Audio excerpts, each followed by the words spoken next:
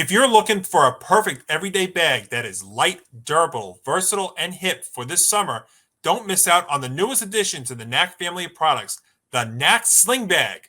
It looks and feels great, whether at work or at the beach on a hot summer day. Check out the link in the description to order yours with free shipping on all orders. Thanks to our friends at Knack for sponsoring this episode.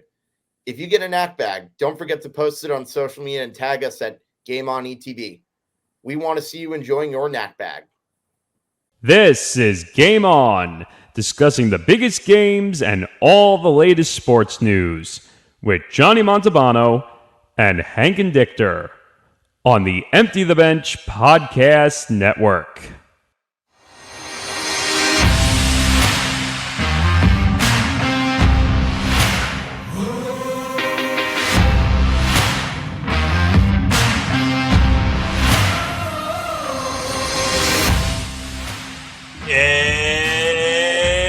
It's showtime, folks. Episode 19 of Game On, presented by Knack here on the Empty the Bench Podcast Network. I'm Johnny Montalbano, joined as I always am by Hank Indictor. Hank, welcome. How are you? Doing pretty good. How about yourself? I'm doing well. Late July, it's starting to get a lot of fun as we get closer to the baseball trade deadline, which is just about a week away. We've got training camps in the NFL opening up for all 32 teams, including our football giants. So we're going to definitely discuss that along the way. And another week and another good amount of stuff to talk about. So I'm excited. And of course, folks, we want to hear from you as well. So feel free to chime along. There's plenty of ways to do so. We're on our social media accounts on Facebook at facebook.com/GameOnETB, Twitter at GameOnETB, Instagram account GameOn_ETB. And, of course, our personal handles, which will be scrolling across the bottom line there.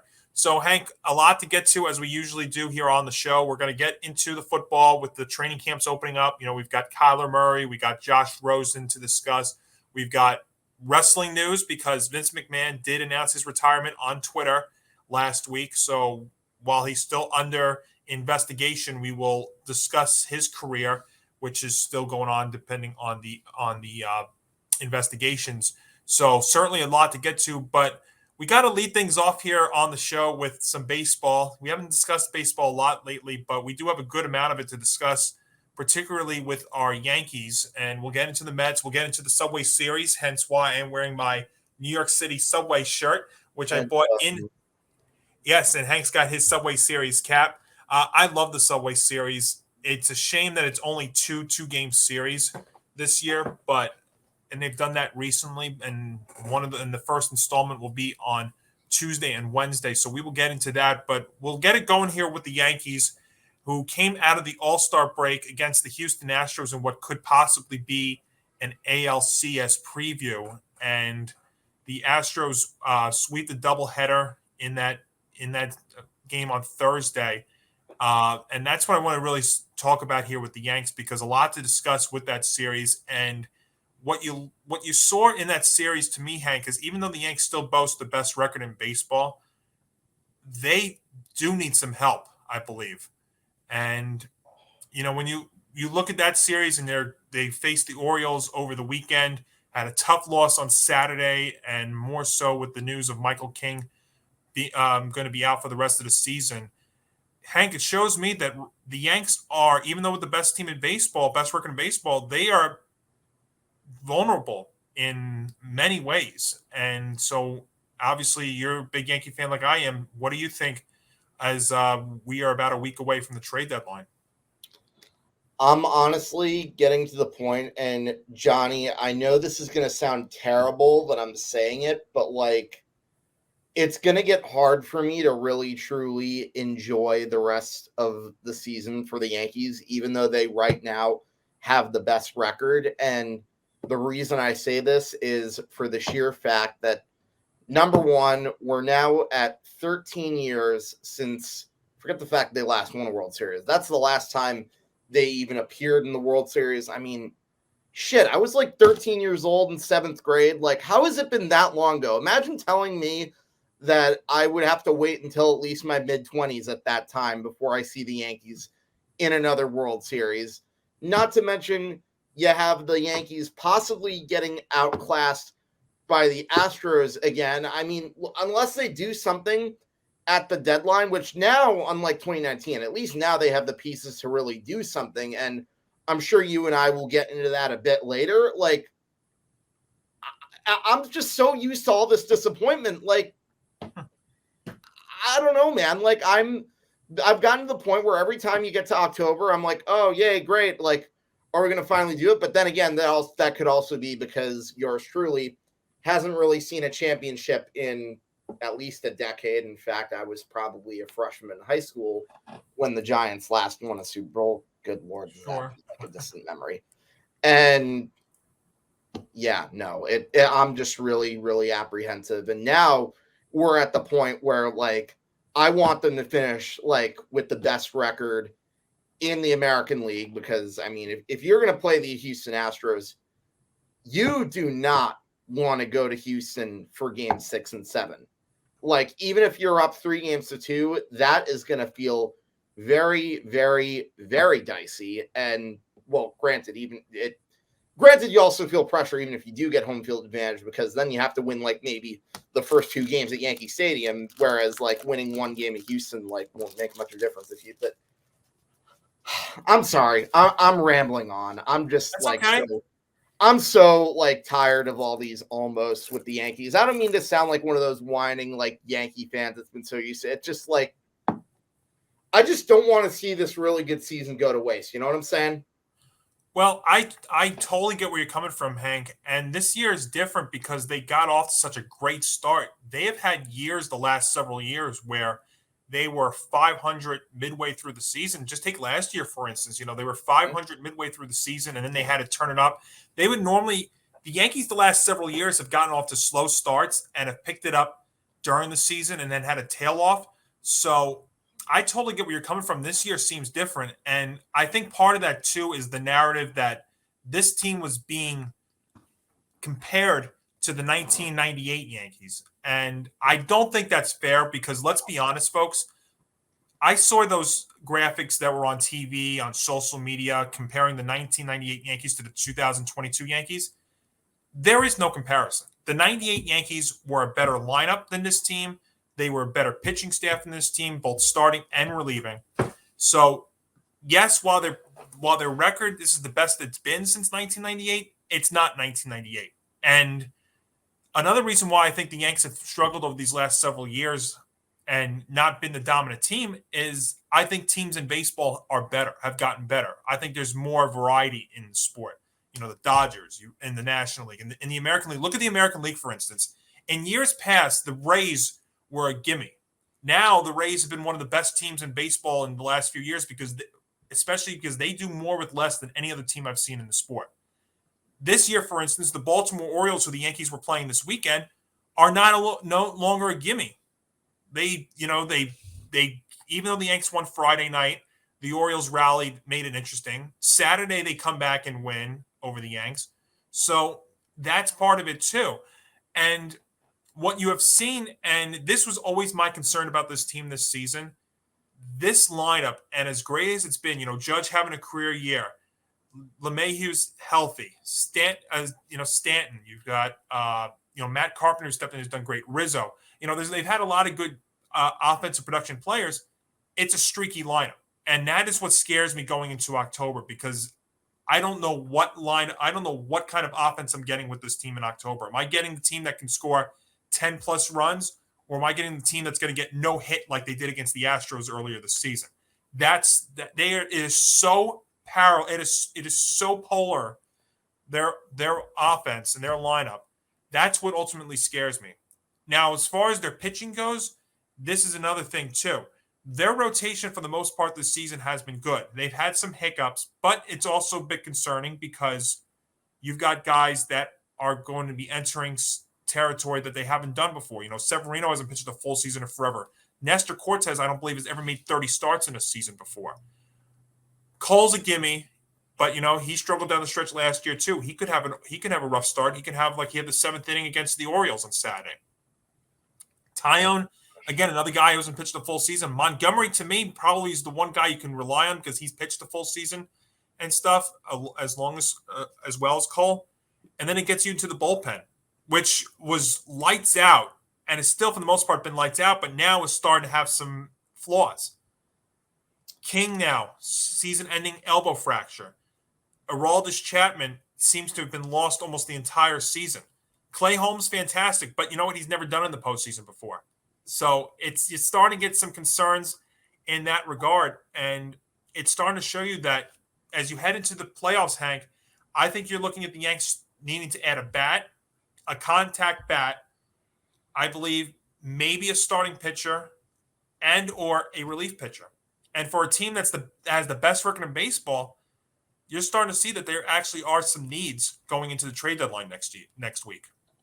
Well, first things first, cut your losses with Mr. Automatic Strikeout, Joe Gallo. I'm sick of going into games, watching him come up to bat, especially runners in first and third, 2 outs. Okay, the Yankees have a chance to run. Oh, never mind. Joe Gallo's up, inning over. I can do without that. Next But thing. Hank, he's got control. But he has control. The Yanks have control with his contract, and they're going to tell you he plays great defense. So maybe he can stay on the roster and be a defensive replacement in the postseason. Oh, whoop-de-doo, he plays great defense. Okay, but yeah, I'll take it. That's something really, I was really trying to set you off there. Another thing I would probably do, get rid of Mr. Ice, be able to throw 100 miles an hour, get suspended for pointing a gun at my wife. I'm sick of that guy being on the roster too. Fucking Aroldis Chapman. And obviously, I would try to maybe. I've been talking to one of my buddies. One of my roommates was coming up with a good point about how the Yankees could possibly get Juan Soto. And look, I think the world of Juan Soto. Always have since the day he made his debut. You look at his numbers. He's a consistent 300 hitter. Well, okay, granted, I know this year he's hitting 240, but you look at the team around him with the possible exception of maybe 80-year-old Nelly Cruz and Josh Bell. Like, no wonder he's not hitting his high average. Like, that team is just an absolute mess, and no wonder he rejected that 15-year, $440 million contract that would have kept him in Washington for years to come and possibly making like Mike Trout and ruining his prime with a team that is going absolutely nowhere fast.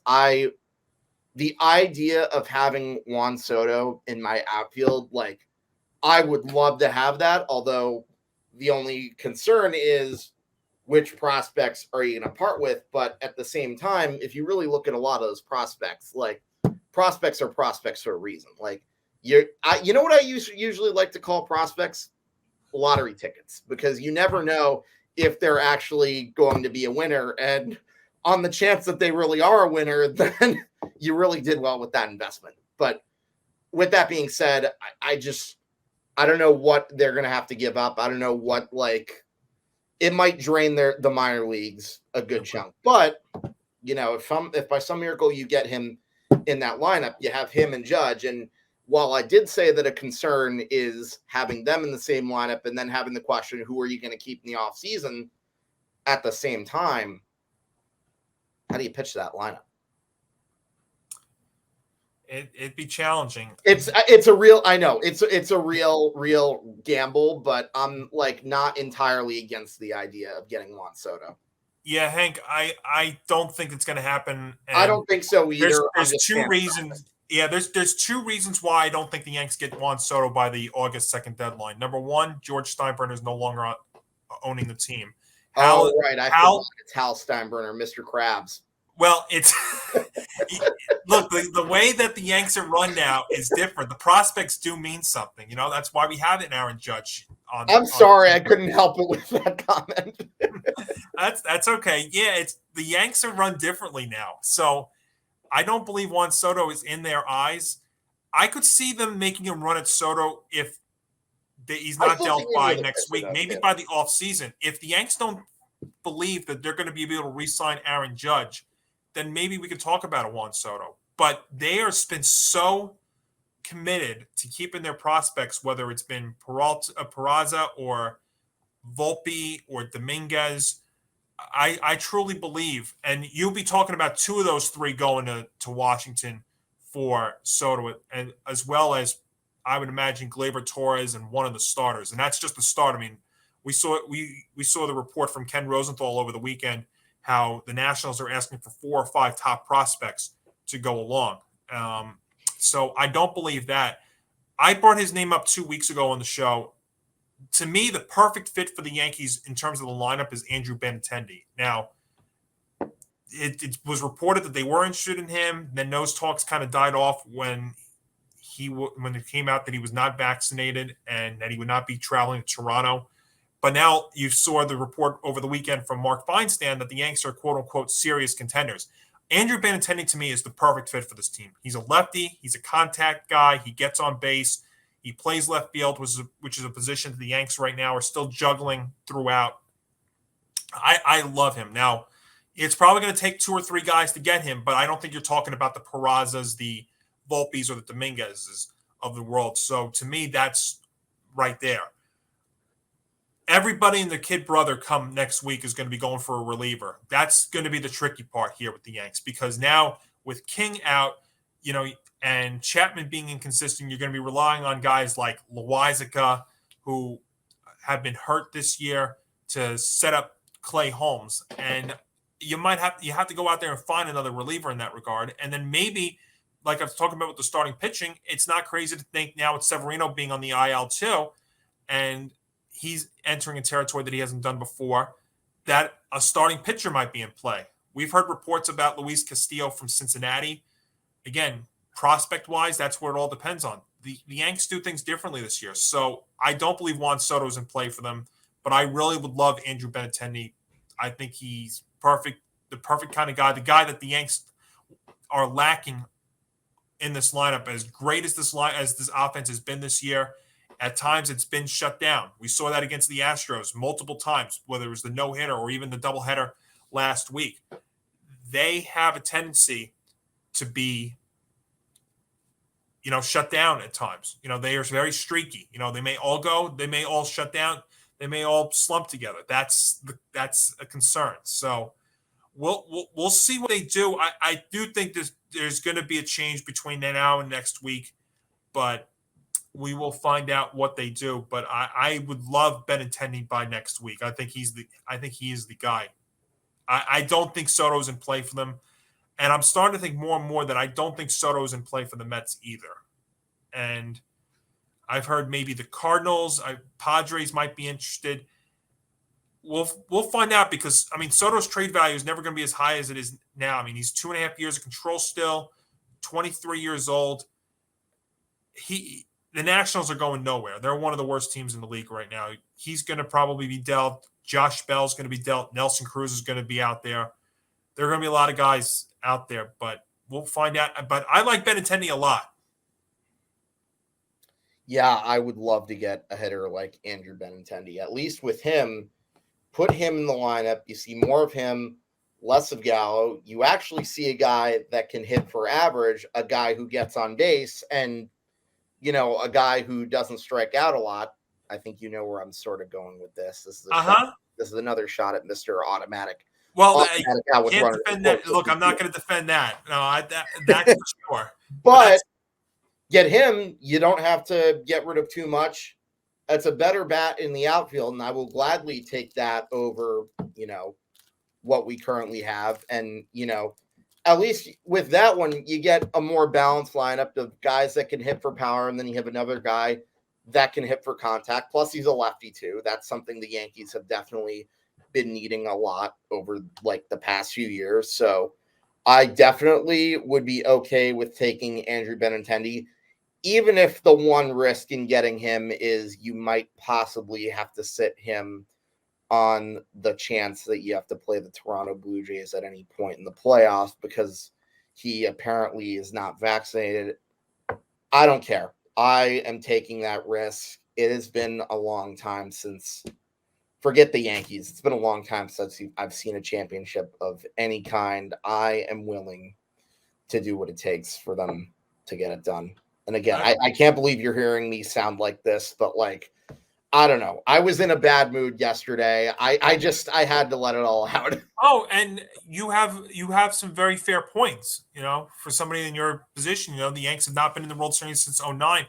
but the way they're run now is differently. And again, I think there are a lot more good to great teams in baseball right now. That's also giving them fits too. So times have changed, but we'll find out. I think they will make a move because this team right now, they still to me look really, really good. The Astros do scare me. I still think in some ways the Blue Jays scare me, but if you look at it right now, barring something major happening with the team, injury wise, knock on wood, they've been healthy for the most part this season.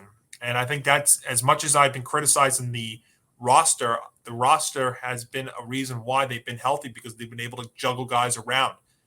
Stanton, even though he's missed a couple of games post All-Star break, they put him in the outfield more than as well as DH. Judge is, either played right field, center field, or DH. Rizzo's DH. They've been able to rotate that DH spot, which I think has been a benefit. And DJ LeMahieu playing 3 positions this year also helps as well. And then, bringing in Matt Carpenter has been unbelievable.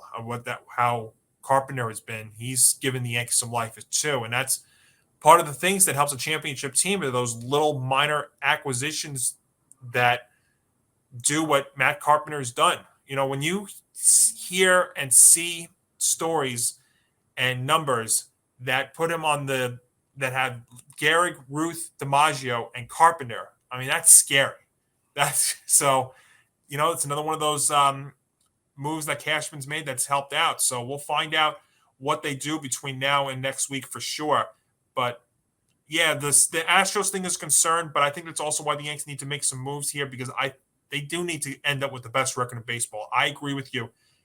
If Houston overtakes them and they have to play the Astros in the LCS and they have to go down to Houston, I think we're looking at 2017 all over again. The only difference is that 2017 team did not have the expectation and demand like this team does, considering how great this team got off to the start that they did. And now they've hit a little rough patch here, which I think was bound to happen, but it does give you some concerns as well. But deadline next week, we'll find out what they do. I believe they will make a move at least one between now and then. Now, talking about New York baseball, obviously the Subway Series happens this week. The Mets have come out of the All-Star break also in a little bit of a slump, losing the series to the Padres.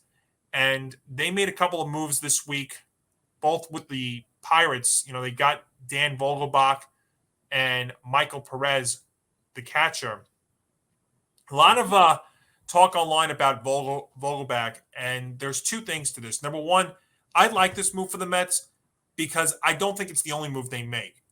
What I do think this entails, though, Hank, is I think this spells the end for Dom Smith. Barring an injury to Alonso or Vogelbach or some other guy, Dom Smith right now will not have a spot on this roster because Alonso plays first base.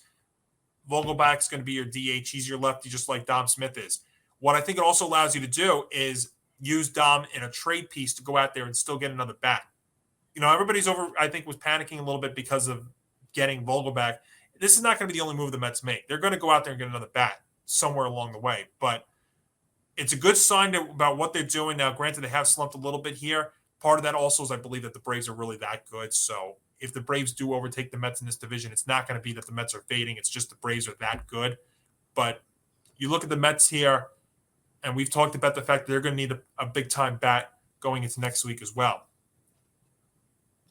Yeah, I still am going to stick with my guns about the Atlanta Braves. I think they're simply the better team in the NL East. And look, if the Mets hold on and win that division, I will man up and admit that I was wrong to any Met fan that gave me all kinds of grief about, dismissing them as the best team when they got Max Scherzer and Jacob deGrom.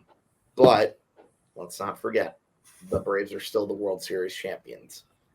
I will do no such thing, and I feel no obligation to do such thing until they either win the division or if by some miracle they party like it's 1986. Now, to be fair, though. But no, I'm going to say this, though. The Mets are still a much better run team now than they were a year ago. So I don't need to be that hard on the New York Mets. I'm just saying, let's not count out the Braves. Oh yeah, for sure, and I certainly don't rule out the possibility of what's his name, Alex Anthopoulos making a big move at the deadline. Look what happened last year. You got Eddie Rosario. He's your NLCS MVP. You got Jock Peterson. Granted, he's not on the team anymore, but he and his lucky string of pearls become a big factor in them winning that World Series. And yeah, the Braves are one of the great story in them going to the World Series. And hey, look, you may not have been able to keep Freddie Freeman, but at least you got Matt Olson to replace him. And if you had to lose Freddie Freeman, you didn't do a bad job there. For sure. And to be fair, I did pick the Mets to make the playoffs. I just didn't think they were going to win the division. And that's really not even a knock on the Mets. It's really more on the Braves side about how great they are. And remember, Ozzie Albies is going to be coming back too. So that almost could work as a trade deadline acquisition there for Atlanta. Yeah, the Mets are going to get a big-time bat in here, or a big power bat, because that seems to be something that they're lacking here. Now, who that's going to be is going to be the question. Now, we've spoken about Juan Soto possibly to go into the Mets as well. It's been reported too. I'm starting to think, though, Hank, more and more. I know we spoke about it last week, and as far as Soto goes, the thing that, and I brought this up also last week too, the thing that does concern me with that whole notion is, would the Nationals trade him in division? That's something to watch. I could see that happening if there possibly is a third team involved. And you usually sometimes see that with a third team being involved here. But going back to what I alluded with the Yanks, Rosenthal was reporting that they wanted 4 or 5 top prospects. So if you're the Mets, would you deal Alvarez, the catcher, Beatty, Benudos, and you're going to have to take a couple of guys off the major league team. Mm-hmm. So McNeil and you want to say Dom Smith, maybe, but probably one of the pitchers, and the guy that makes the most sense right now would be McGill, even though he's on the injured list. That's an awful lot. I mean, Juan Soto, though, on the Mets would be a perfect fit, because then you still have 2.5 years of control. You can go out there and play the outfield. I mean, the Juan Soto was a perfect fit on the Mets for what they need, but would they be willing to give up that much to get him? Because that's what the asking price is now. Yeah, no, I don't think it's that unusual. I mean, if you look at the history of baseball, there have actually been a significant amount of trades like that have involved division rivals. But yeah, I think at the end of the day, I think what Mike Rizzo would be looking for, if you're the Washington Nationals, is what would be the best value for Juan Soto. And if the Mets can get you a good value, say you get an Alvarez or a Brett Beatty in return, and let's say they become, I don't know if I want to say Hall of Famers, but All-Stars, then, I think you did a pretty good job in that part of the trade. But yeah, no, I feel like there might be a third team that gets involved. Maybe not so much if he goes to the Mets, but really one way or another, regardless of where he goes. Well, we've heard about the Padres and the Cardinals also being rumored to get Soto as well. But yeah, so the Mets have come out of the All-Star break here in a little bit of a slump, but you look at them now. I still trust them, and they're still waiting. Jacob deGrom is getting closer and closer to a return, and maybe that's the piece as well that the Mets need. Maybe he'll give them a spark as well. But you go out there and your pitching staff is still giving you a chance to win almost every game. I mean, it's very rare that they've had an off pitching night.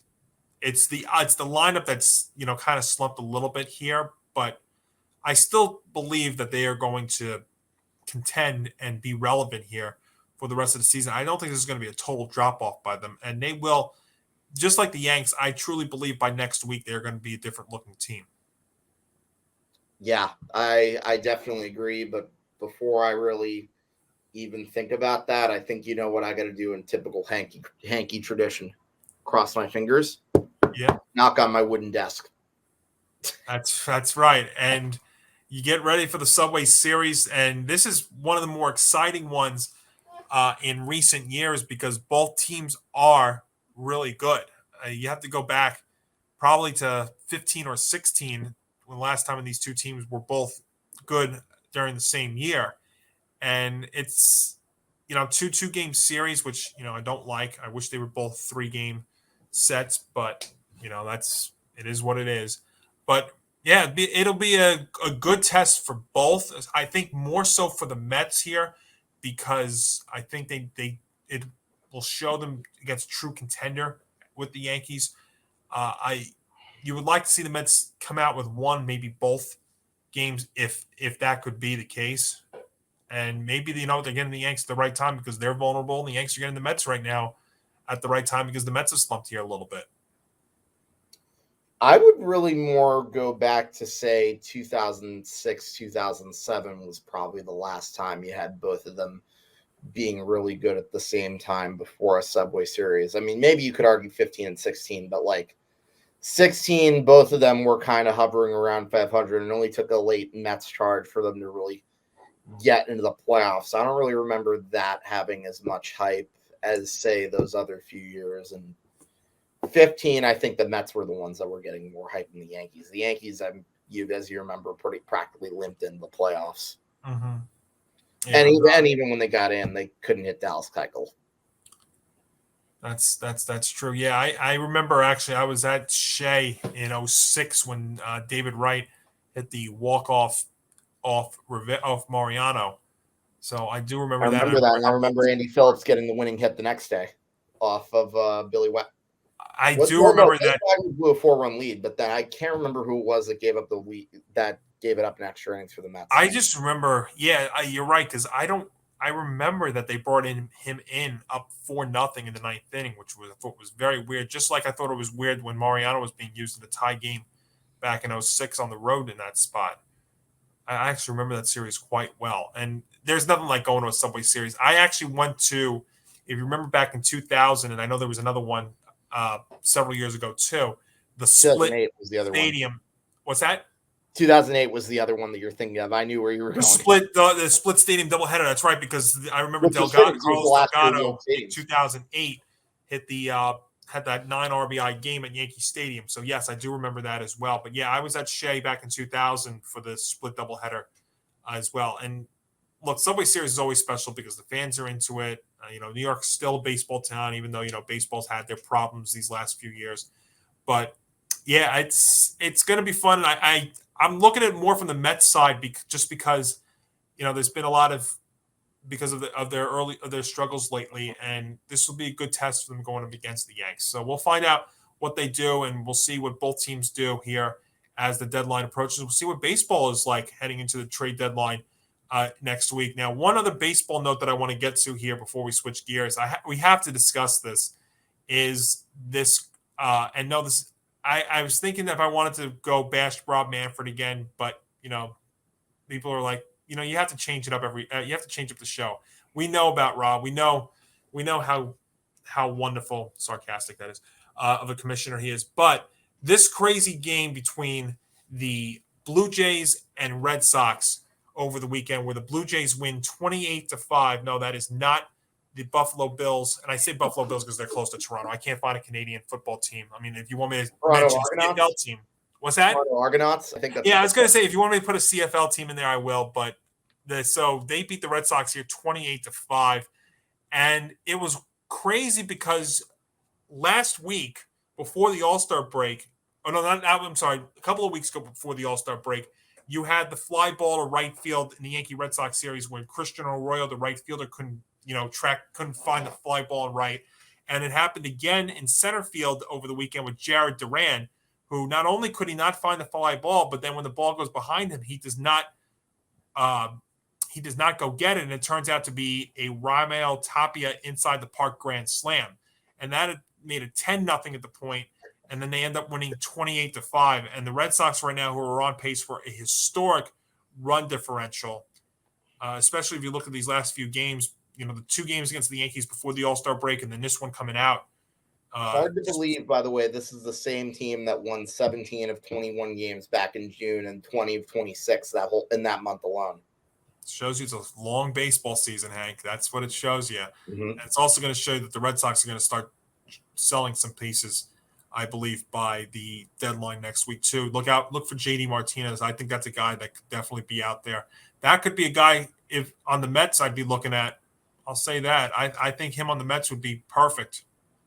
He's that power DH guy. I think that would be a guy also I'd be going after or at least taking a look at if I'm the Mets. But yeah, this was crazy because you had, let's see, you had a six hit game, you had a couple of multi-home run games. Mm-hmm. That box score in general just absolutely wild and just unbelievable, historic proportions of how bad the Red Sox pitching has been, not only in this game but recently.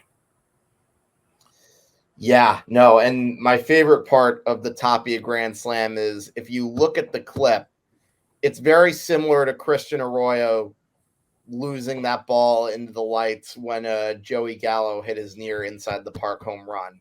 The center fielder for the Red Sox is like trying to see that he has the ball, but the ball like drops like 5 feet behind him, and it rolls all the way to the wall, and like by the time somebody gets the ball, 3 runs are already scoring. Because correct me if I'm wrong, but I believe it was 2 outs. No, and as they tell you in Little League, you always got to be hustling with 2 outs. So Tapia was probably like halfway, but either halfway between second or third, or halfway between third and home by the time like somebody even got the ball. Oh man, that's too funny. And oh man, the fact. And by the way, fun fact. In the 3 games, the Red Sox got outscored. The last 3 games up until that point, the Red Sox were outscored 55-8. And yes, I am including those 2 games in the Bronx. That's absolutely, you have to.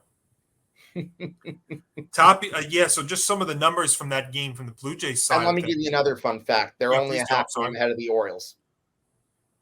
Well, it goes to show, the Orioles, and I had said this when we did our baseball preview shows, the Orioles to me were not going to be that 100-loss team this year. They were going to be a team that was going to, spoil some people. They were going to be mathematically the only way they can lose 100 games is if they lost almost every single game from here on out.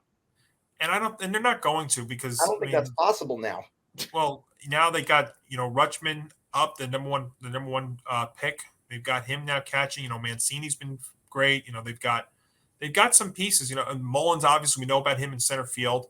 I think the Orioles, what they need to try and shore up here over these next couple of years is their pitching. And offensively, I mean, they've got some guys. I mean, we've saw it in the Yankees series. That give them fits. Santander's been all right. We've said about the other 3 guys, but I mean they've got some decent players. They're not going to be guys that they roll over. They just got to shore up that pitching. I mean, they tried extending the wall out in left field, and that in some ways hasn't worked, as we saw in the Yankee series over the weekend, as Aaron Judge is still hitting home runs out there to left field and deep. So the Orioles will spoil somebody's playoff hopes in August and September. And by the way, just some numbers here from the Blue Jays side of things. So Tapia, 6 RBI. He went 3 for 7. Loris Gurriel, 6 for 7 with 5 RBI. Matt Chapman, 3 for 6, 4 RBI. Danny Jansen, the catcher, who batted 9th, 3 for 6, 6 RBI. So that's 6 RBI out of the 9 spot. And they had 28 runs on 29 hits. Only 9 strikeouts, by the way. So contact. See what happens when you put the ball in play? Mm-hmm. And so then the Red Sox just, just their pitching staff. I mean, they, Valdi gave up 9 runs. Ort gave up 8. It's just, you're going to see some guys getting dealt there from Boston as well. And that's, you kind of had to expect this, as much as I would predicted that you were going to get 3 teams out of the wild card in the AL East. It's a very tall order to ask that to happen. And we know last year that happened, but to do that again, very, very difficult. And you see all these other teams that, you've seen in the AL Central, you've seen the Guardians play real well. So when you factor that in, and somebody in the AL East is going to be set up for a disappointing year. And then factor in, like you said, the Orioles, who, won't go away quietly there. They still actually have a chance in that to make a wild card push. I don't think they're going to make it, but it's fun times down there in Baltimore. Yeah, no. And that guy, Adley Rutschman,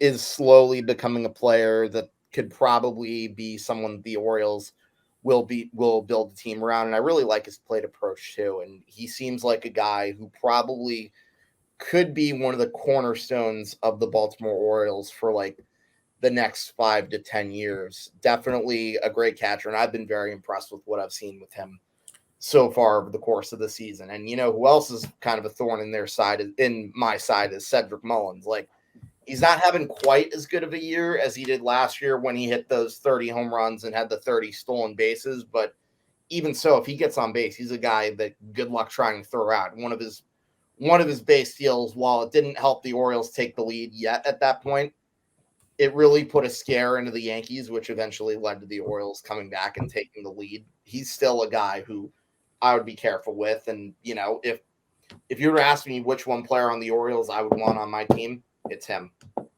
Yeah, no, definitely for sure. And we've heard Rutschman's name mentioned from the day that the Orioles drafted him. He's been talked about a lot, and it's good to see him up and doing quite well. And yeah, Mullins has been a thorn on a lot of people's sides, but even the Yanks as well. And he's a good guy too. And that's what I'm saying. The Orioles are, at least offensively, are starting to build something now.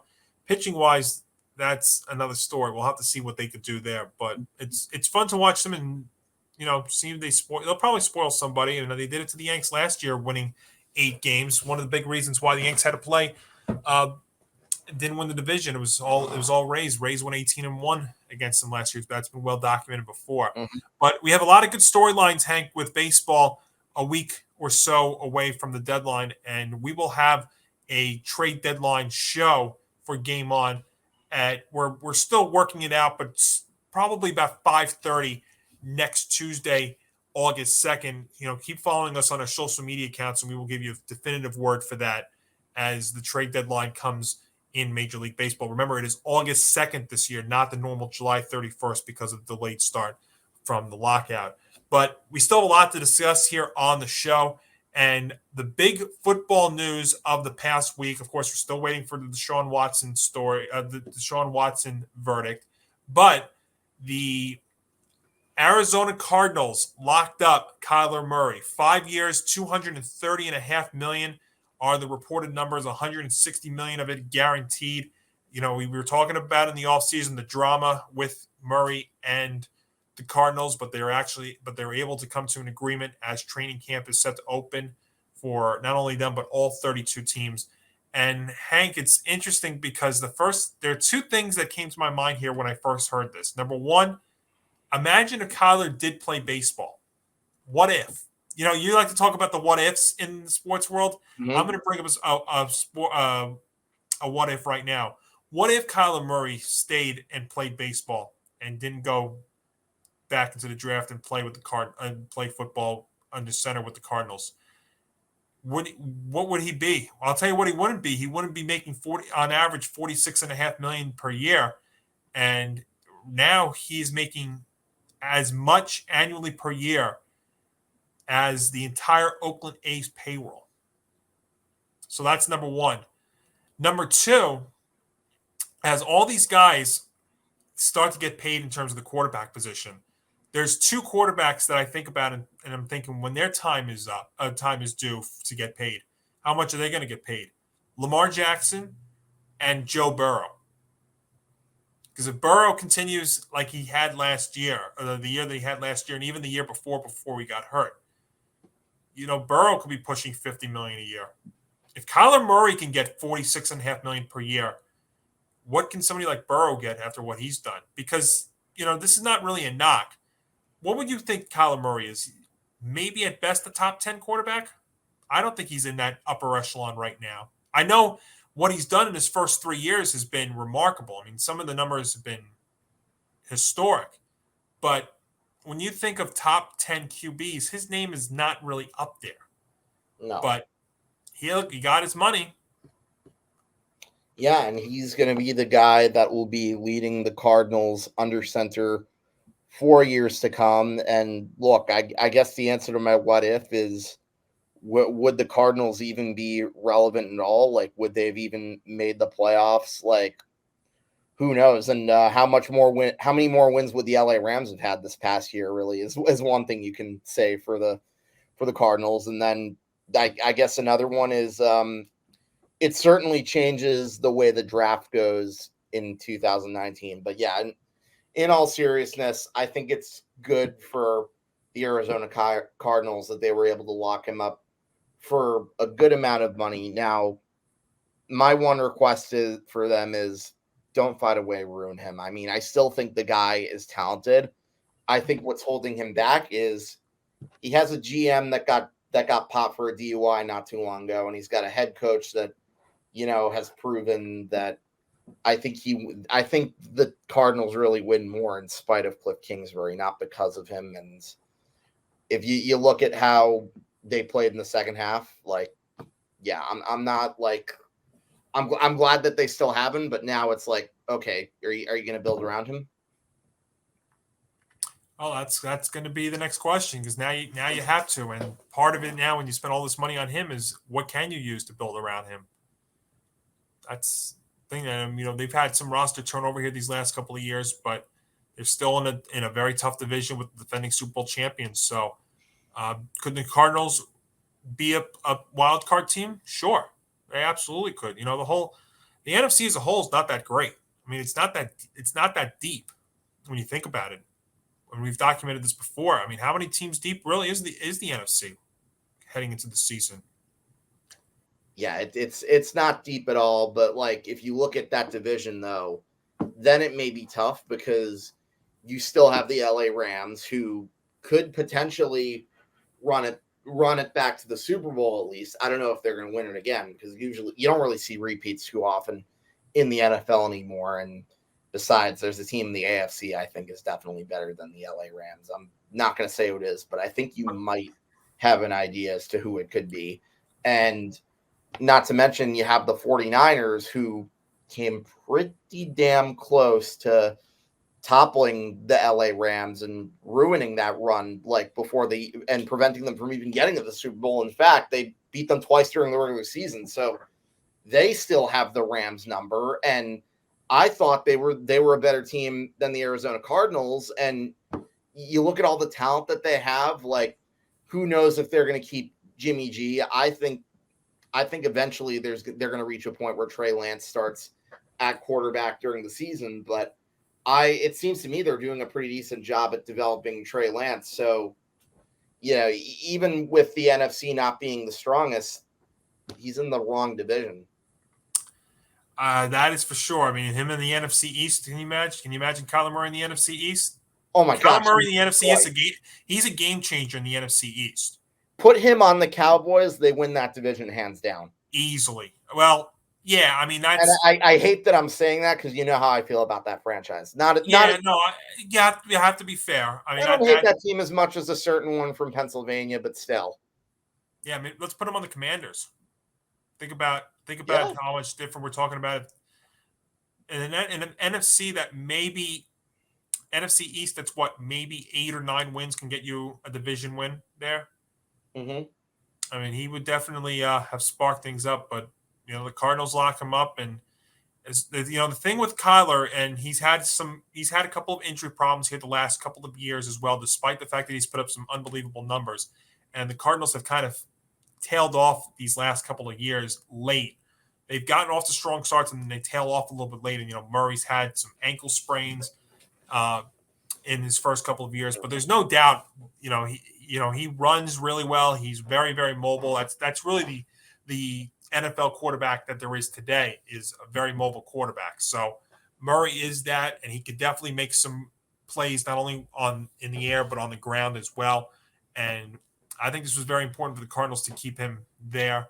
And Arizona could definitely be one of those wild card teams as long as Murray's healthy and that team stays together going into next season. Because the NFC, to me, I mean, it's outside of Green Bay, Tampa, obviously the defending Super Bowl champion Rams.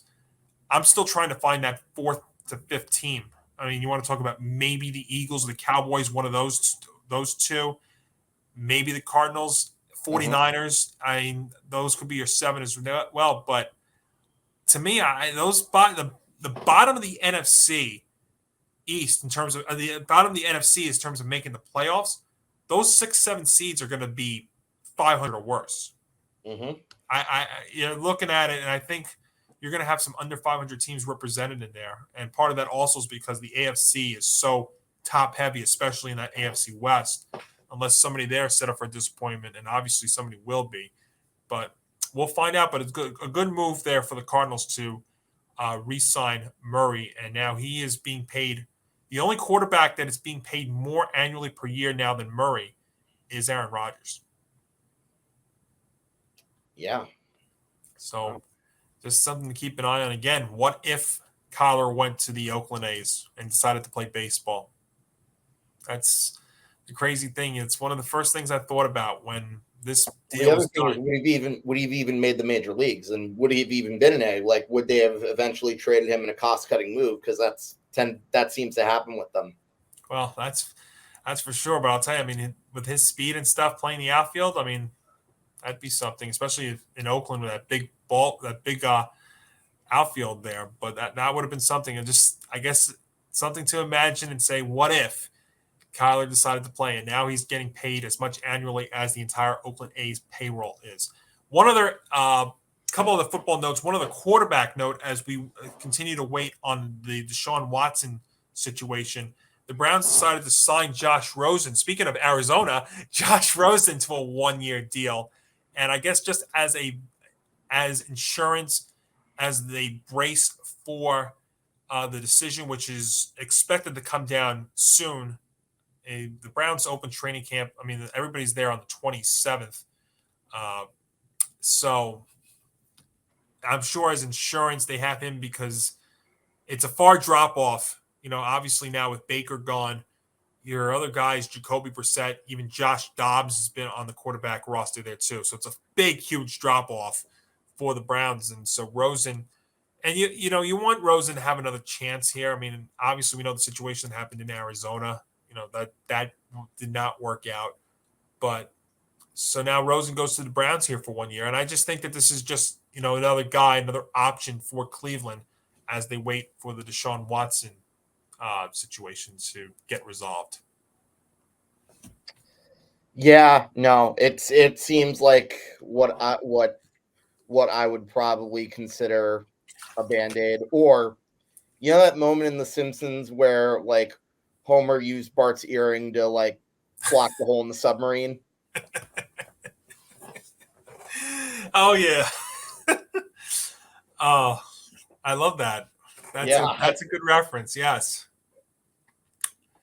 Yeah. So we'll find out. And yeah, training camp's open for all 32 teams this week. It's going to be exciting. And the other thing you've seen in football get posted on social media and throughout these last few days, you've seen teams going to some retro uniforms, some helmets, including our New York Football Giants, who are bringing back their classic uniforms. This is some exciting stuff. I mean, hold on, I've got a retro. You do. Awesome. Right, you came prepared for the show, Hank. That's it.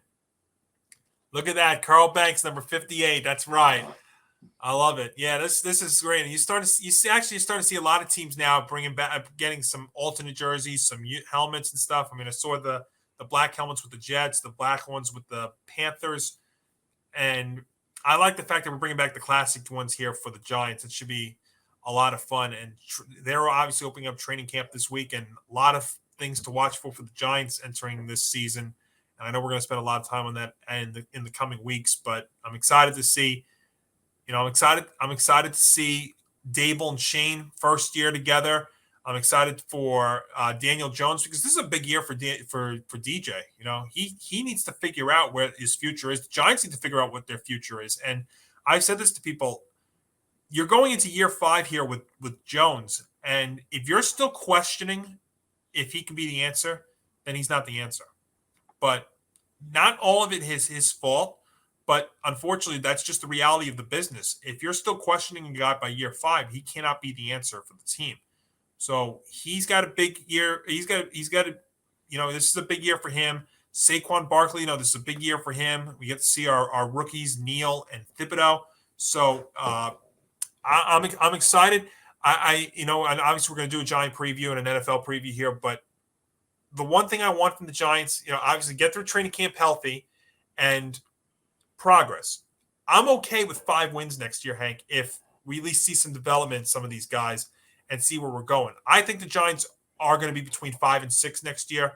Part of that is because the NFC, like I've mentioned, is not that strong. So the Giants can get a couple of extra wins this year, but it'll be good development. We're hoping for a good development, healthy year. That's what I would want for the football Giants in 2022. I agree, although somehow it wouldn't surprise me if we had like a repeat of 97 where they somehow surprise people and won more games. But if that actually happens, I would be very, very shocked. So I take that. I take back what I said before. Never mind. Yeah, no, 5 or 6 for me, I think is really the over under with the Giants roster. And the reason I feel that way, simple. There are way too many question marks. I think I've been like kind of on the fence about Daniel Jones so much to the point where my opinion as to whether or not he's the answer for the Giants at starting quarterback has gone from something along the lines of this, And as far as Saquon Barkley goes, I mean, look, hopefully you can get a good year out of him, but I am going to say it again. You cannot, under any circumstances, re-sign that guy and give him a big deal, because we look what the Cowboys did with Ezekiel Elliott. That came back to haunt them big time, and now they're at the point where he's not even he's not even the best running back statistically on the roster. So yeah. I would be, if you want to keep Saquon Barkley around, be very, very careful. And as far as Daniel Jones goes, like, look, I completely agree with you. I don't think he's the real guy that's been the main problem for the Giants. I'm not saying he's the solution by any means, but I'm not so sure he's the answer. And even so, I feel like he's going to be a very good quarterback at best. Well, it's tough also because he's also been injury plagued these last couple of years too. So last year when you're having to deal with Mike Glennon starting and then and that mess, Jake from State Farm, yeah, exactly. I mean, I'm in a big college football town down here in South Carolina, big college football area here in South Carolina. When I told people that Jake Fromm was when I went to the bars on Sunday watching the Giant games, and I said, Jake Fromm's in center. He said, wait a second, are you watching a Georgia game? And I'm like, nope, he's Jake Fromm from Georgia. He is under center for the Giants. It got to be that bad. But, speaking of that, though, that's one of the things I did like that the Giants did this offseason was signing Tyrod Taylor. Now, did they give him a little bit extra money? Yes, but a good veteran backup in Tyrod, I think, is nice to have. A, to help Jones, B, in case Jones gets hurt or struggles and you want to make a change. I like that. I think in today's NFL, you need a good veteran backup. It's almost like a good veteran backup in hockey or veteran backup catcher. I think having a good veteran backup in the NFL, because we've seen these quarterbacks, they get hurt. Now especially now with the extra game that they're playing, it's good to have insurance, and in case Jones does have an injury or struggles, you have somebody you can turn to that can give you something. Not like Mike Glennon, who God, I cannot watch him throw a football again, or Jake Fromm, who wasn't him, but the worst play in the history of the game, that 1 yard. And I just remember watching it. I remember where I was watching it. By the way, shout out to my friends at Carolina Tavern down here in South Carolina, because I was there watching it and they saw my reaction when that play happened.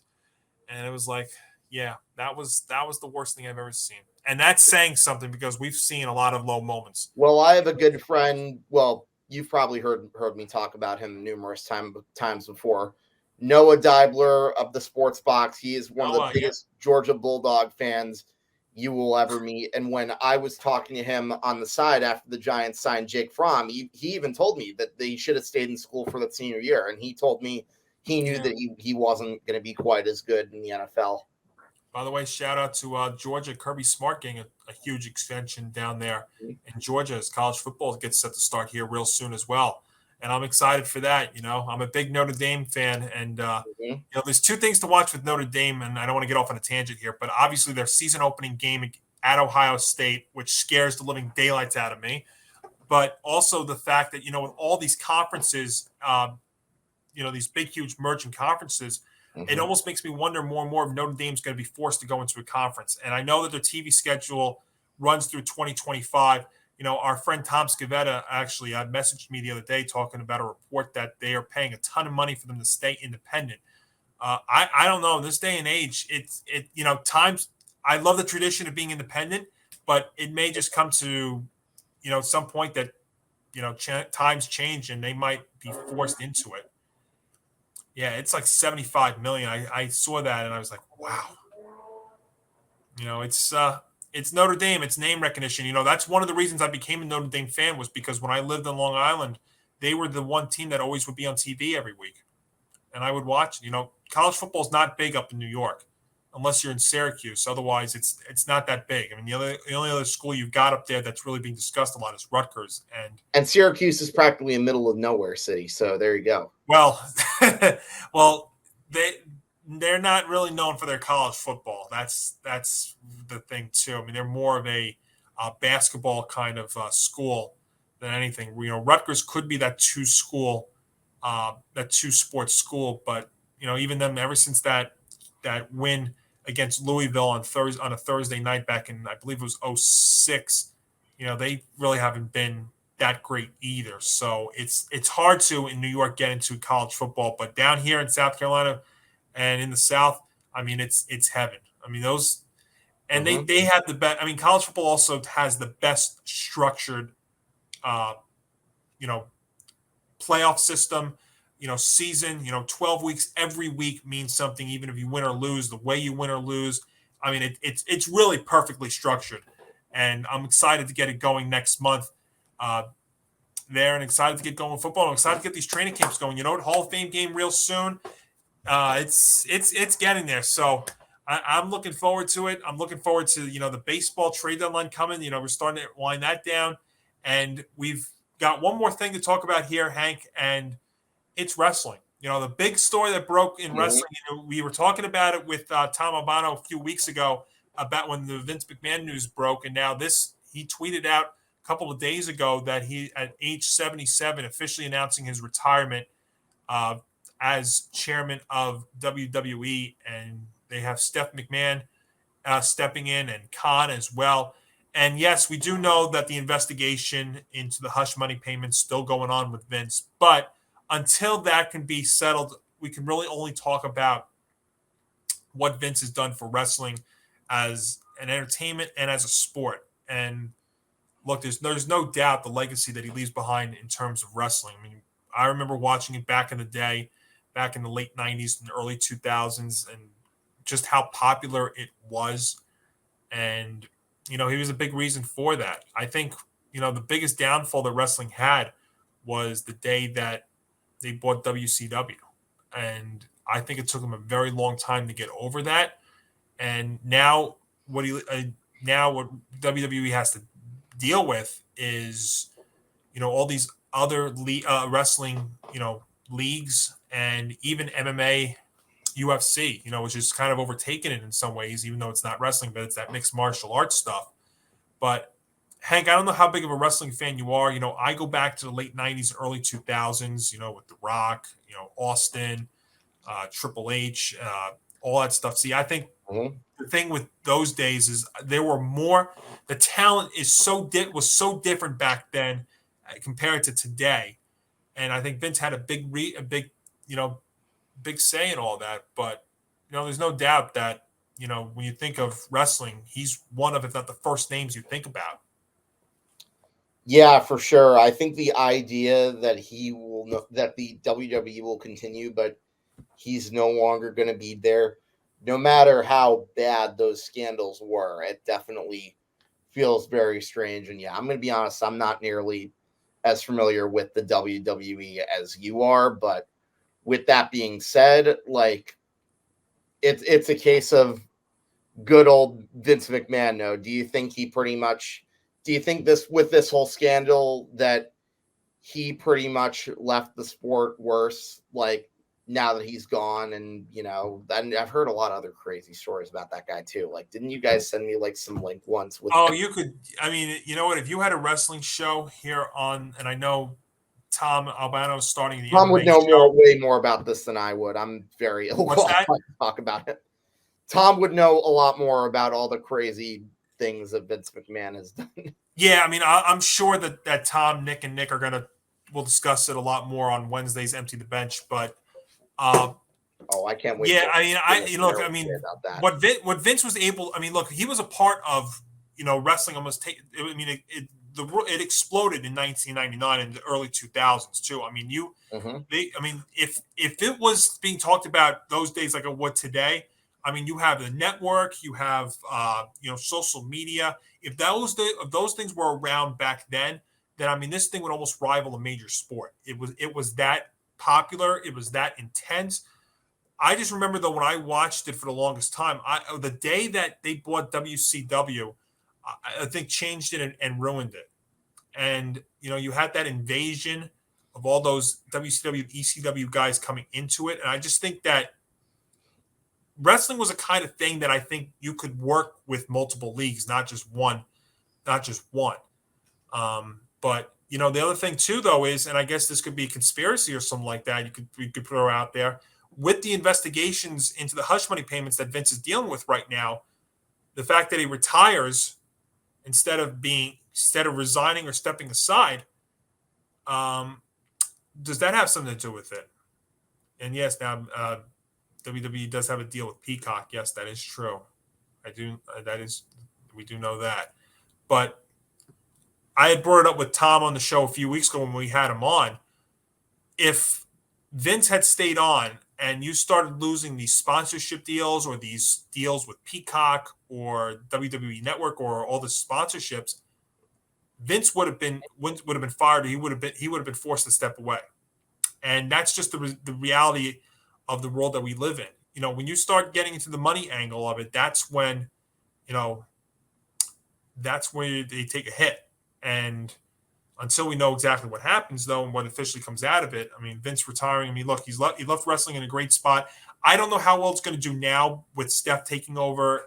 The problem is, like I had said, you've got other leagues. You've got also a sport in mixed martial arts, which is as popular as it ever is. I mean, UFC stuff. I mean, you see, before you even see the main events on pay-per-view, you've got undercards on ESPN for like 6 hours leading up to it. So UFC and the MMA stuff, it's more popular than it's ever been before. And if that was around back in the day when wrestling hit its peak, it'd be a different story.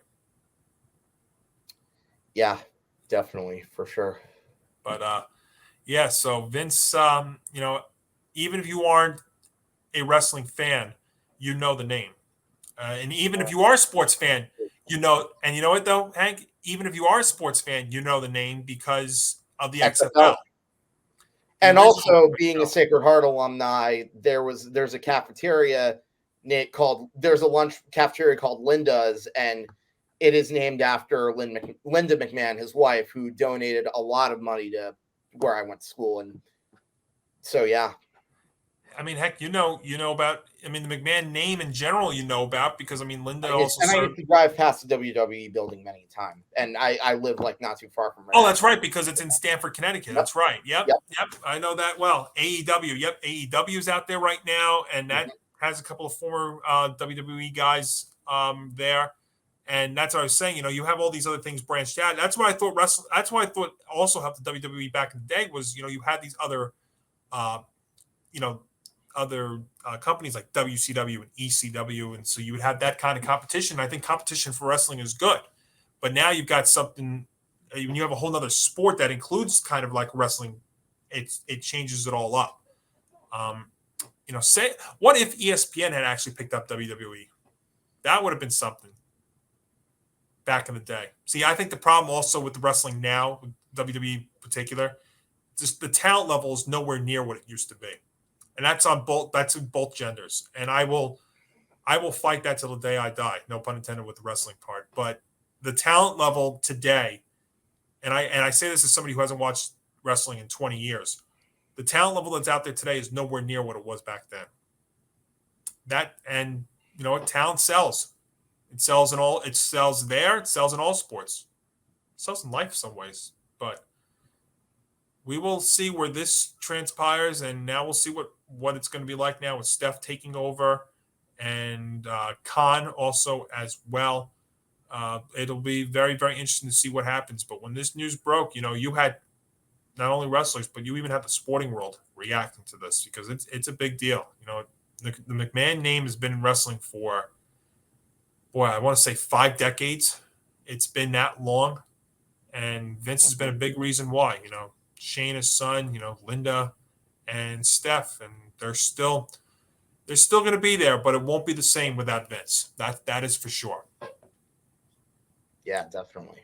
But Hank, that just about puts a wrap on the show. That was a lot of fun. You know, I'm excited, looking forward to see what happens with the Yanks. You were very passionate about that, and I'm curious to see what they do between now and then. Trust me, I'm the same way with them as I am a certain blue NHL team. Hey, and what is it? It's under 80 days now. Mm-hmm. Under 80 days until hockey's back. And 79, Keandre Miller days. That's right, Keandre Miller. That's it. Yep. We've got that. But, of course, folks, we are presented by Knack. You know, make sure if you go online, you get that Knack sling bag, that our new product. Get free shipping as well. And, you know, make sure to subscribe to the Empty the Bench Podcast Network on YouTube. And, of course, keep following our social media accounts. We are planning on next Tuesday, as the trade deadline hits, to be on to discuss all the moves that have happened and everything leading up to the 6 p.m. deadline. So once we get an official word, we're planning on it to be next Tuesday at 5:30, but we will have an official word on that on our social media accounts. But that'll be our next telecast. And, of course, if any breaking news that happens, like the Deshaun Watson verdict, we will jump on as well for that. So much still to look forward to as well. So in some ways, in terms of the sports world, we're 19 episodes in, and in many ways, Hank, we are just getting started. Damn straight. So you enjoy the rest of your July, Hank? You do the same thing? Absolutely. And folks, keep it locked in here to the Empty the Bench Podcast Network for all things, and we will talk to you again next week.